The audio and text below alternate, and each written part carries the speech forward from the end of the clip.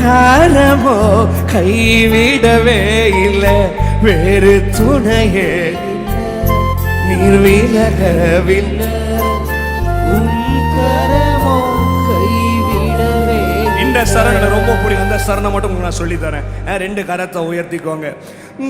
கடலளவு சொந்தங்கள் தானே, அதில் வானளவு பிரிவுகள் தானே. உன் சொந்தங்கள் கடல் அளவு போல இருக்கலாம், அந்த அளவுக்கு பிரிவு இருக்கு பாரு. ஆனா என் ஆண்டவர் உன்னை பிரிவில், அதுதான் முக்கியம். எத்தனை பேர் ஆவேன்னு சொல்றீங்க? 2 கரத்தை உயர்த்தி. கடலளவு சொந்தங்கள் தானே, அதில் வானளவு